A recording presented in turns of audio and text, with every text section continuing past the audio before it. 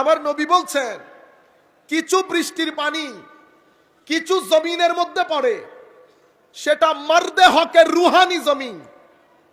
সেই জমিন এতই উর্বর, বৃষ্টির পানি পড়ার দের জমিনের মধ্যে যেমন লাখো কিসিমের শাকসবজি উৎপন্ন হয়, ঠিক তেমনি আল্লাহর ওয়ালিদের সিনার ভিতরে যখন হেদায়েতের এই বর্ষণ হয়, তো ওখানে লাখ কিসিমের শাকসবজি ফুটে ওঠে।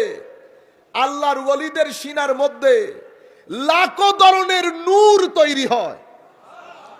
ওইটাকে মানুষ কুল কায়নাত পৃথিবীতে জীবিত থাকে, আর এই নূরের সংস্পর্শে এসে কোটি মানুষ আল্লাহর পথের দিশা পান, আল্লাহর নৈকট্য অর্জন করেন, আল্লাহর রেজামন্দি অর্জন করেন। এবং সুবহানাল্লাহ, পানি কিছু এমন আছে, এই পানি যখন সিনার মধ্যে পড়ে সেই সিনা জীবিত হয়, অতঃপর সেই সিনার মধ্যে আল্লাহর নূর আসে। নূর যখন আসে সিনা প্রশস্ত হয়, শরহুস সদর হয়, বাস্তুল কলব হয়। আফামান শারাহাল্লাহু সাদরাহু লিল ইসলামে ফাহুয়া আলা নূরিম মির রাব্বে।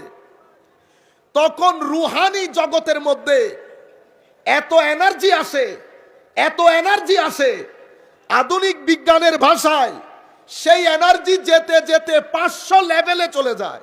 কয়শো লেভেল? 500 লেভেল। বর্তমান মানুষের রুহানি এনার্জি 250-র নিচে। আমি বলতেছি না, বিজ্ঞান বলতেছি।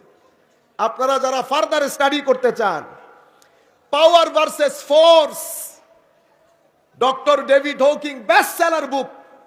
মাদ্রাসার ছাত্রদেরকে তো বলবো, যারা এই ধরনের দরবারের সাথে জড়িত, তাদের জন্য তো এটা ফরজে আইন হয়ে গেছে পড়া। আপনি এই বই পড়বেন, তরিকত তাসাউফের কিতাব পড়বেন। প্রত্যেক জিনিস যেটা উনি বৈজ্ঞানিকভাবে এস্টাবলিশ করেছেন, এটা আমাদের সুফিয়ায়ে কেরাম আজকে থেকে 1200 বছর আগে তাদের কিতাবের মধ্যে লিপিবদ্ধ করে গেছে। যেটাকে সুফিয়ায়ে কেরাম নূর বলেছেন, সেটাকে ইনারা এনার্জি বলছে। কি বলছে? এনার্জি।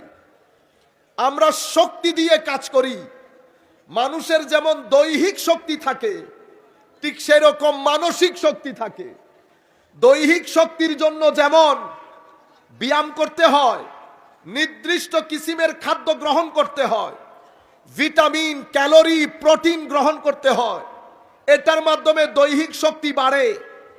ঠিক সেভাবে মনের শান্তির জন্য রুহানি শক্তি